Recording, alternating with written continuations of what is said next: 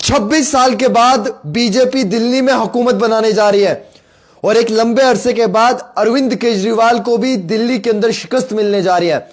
Deputy CM Manish Sisodia ये election हार चुके हैं।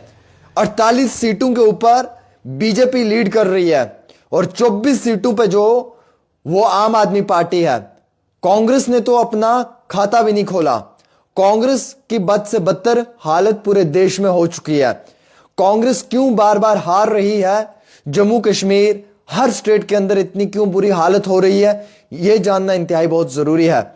आज आम आदमी पार्टी की सरकार दिल्ली के अंदर जो है वो बिलाखिर खत्म होने जा रही है और नई सरकार बनने जा रही है जिसमें कि नए चीफ मिनिस्टर बीजेपी के होंगे दिल्ली में और एक लंबे अरसे के बाद बीजेपी की हुकूमत दिल्ली में बनने जा रही है।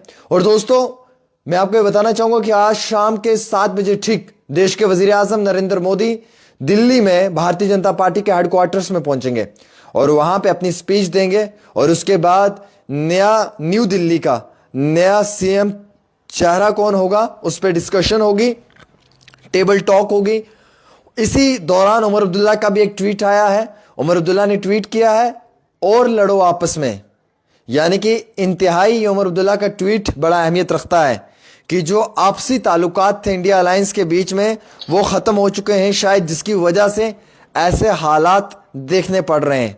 वहीं दूसरी ओर दिल्ली में एक लंबे अरसे के बाद लोगों ने बीजेपी को मैंडेट दिया है और एक नई तब्दीली की शुरुआत की है। हालांकि अरविंद केजरीवाल की सरकार में पानी फ्री, बिजली फ्री, एजुकेशन मजबूत, क्राइम में खात्मा, ये सब चीजें थी, लेकिन फिर भी वहां के लोगों ने जो है वो भारतीय जनता पार्टी को चुना, भारतीय जनता पार्टी को मैंडेट दिया और बीजेपी को ही जो है वो इख्तिदार में लाया।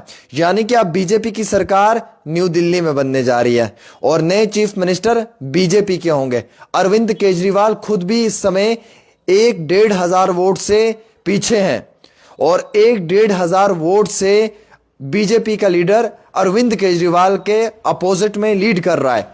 मनीष सिसोदिया जो डिप्टी सीएम थे बीजेपी, माफी चाहूंगा आम आदमी पार्टी के, वो हार चुके हैं। जो सीएम है इस वक्त आम आदमी पार्टी की, उनको भी शिकस्त मिलने जा रही है।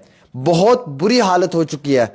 24 ही सीटों पर सिर्फ आम आदमी पार्टी है, बाकी 48 सीटों के ऊपर जो है वो बीजेपी लीड कर रही है। नई सरकार दिल्ली में बीजेपी की होगी और बीजेपी ही नई सरकार दिल्ली में बनाने जा रही है।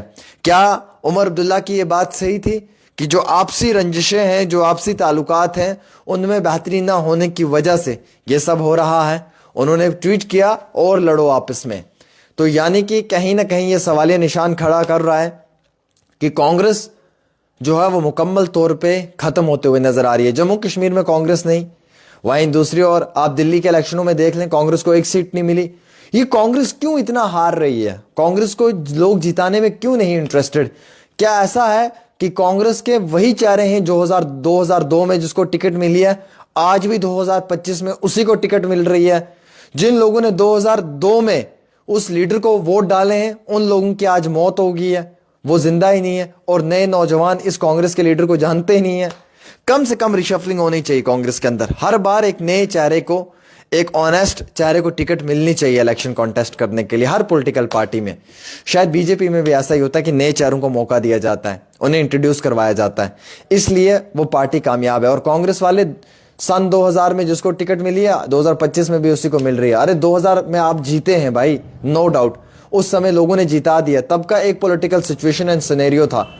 आज वो नौजवान आपको जानते ही नहीं है, जिन लोगों ने आपको वोट दे के जिताया है उनका इंतकाल हो चुका है, उनमें से 90% लोगों की मौत हो गई है। बाकी जो आज नई यंग युवा पीढ़ी के लोग हैं वो तो आपको जानते ही नहीं है। ये भी तो एक इंपॉर्टेंट फैक्टर है जिस पे हमें समझने की जरूरत है। फिलहाल दिल्ली में बीजेपी हुकूमत सरकार बनाने जा रही है और दिल्ली के अंदर ढोल ताशे बजाकर सेलिब्रेशन हो रही है बीजेपी के ऑफिस में। मुकम्मल तौर पर इस बारी की कामयाबी दिल्ली के इलेक्शंस में बीजेपी को मिल रही है और बीजेपी की नई सरकार होगी दिल्ली के अंदर।